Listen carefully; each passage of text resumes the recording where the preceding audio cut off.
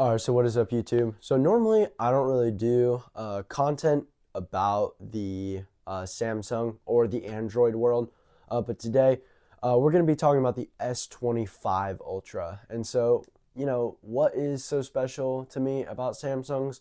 Well, they've been a little bit more innovative than iPhones, especially when it comes to the cameras and when it comes to the design of the phones.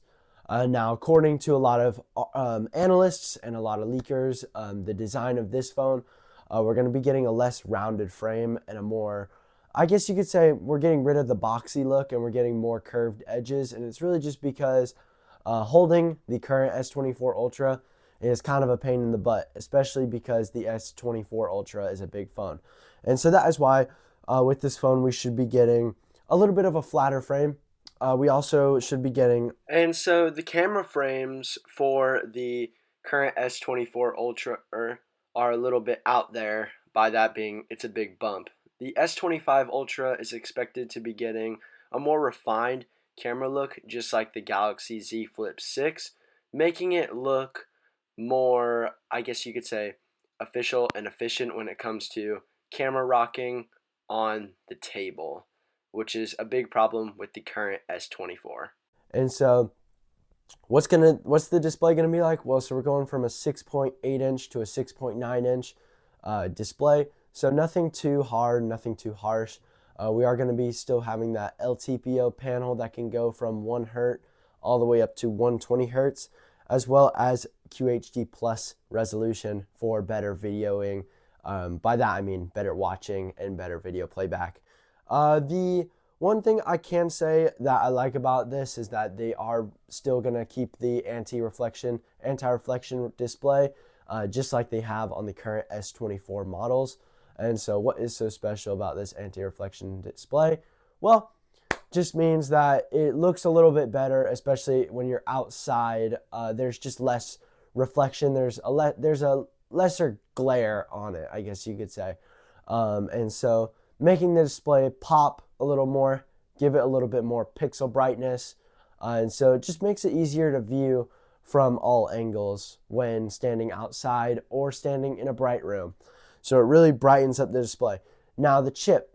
So one of the things that Samsungs have been really good at is they've been good at keeping their value for at least just the past couple of years, maybe the past 3 years.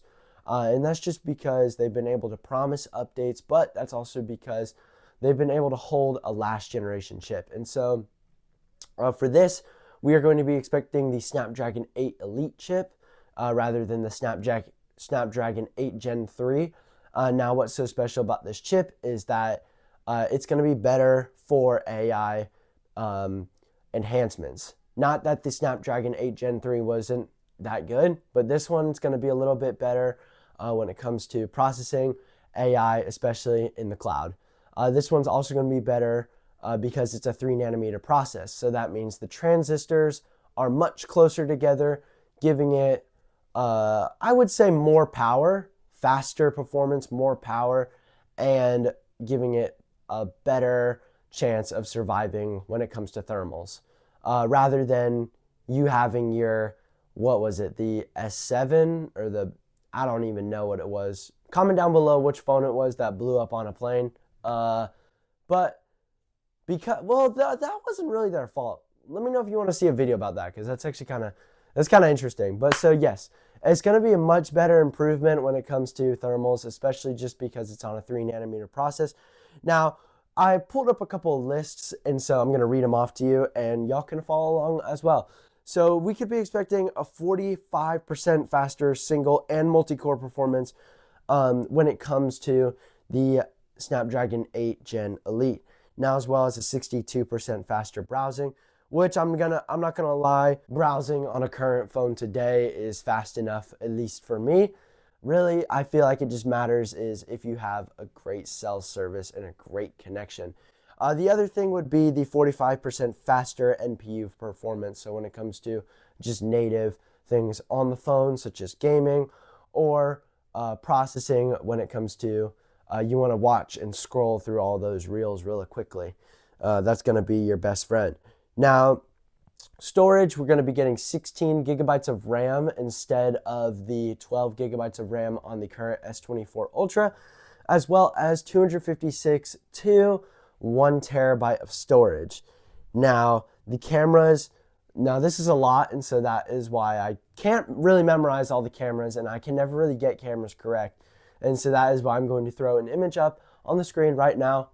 Yep, there it is, and we're going to read it. So let's see, we got higher resolution for the ultra wide, 50 megapixels per se, a 200 megapixel main, a 10 megapixel 3 times telephoto, 50 megapixels 3 times or 5 times telephoto. So we're gonna have 2 telephoto lenses and a 12 megapixel front lens.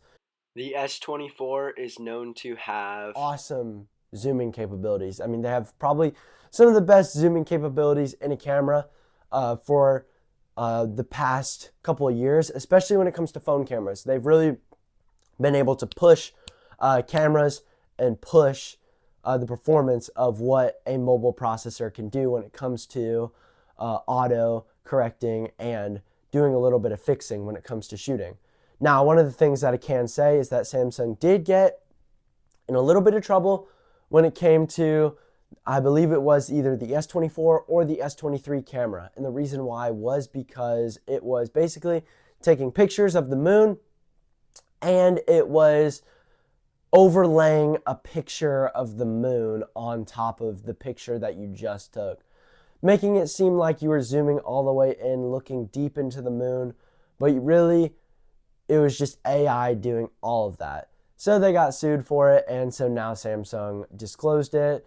But Samsung, that doesn't stop Samsung's cameras from being able to have amazing zoom quality, especially when it comes to being at a concert and sitting in the nosebleed section. So the release date and the price. Well, so the release date is going to be around January to February of 2025.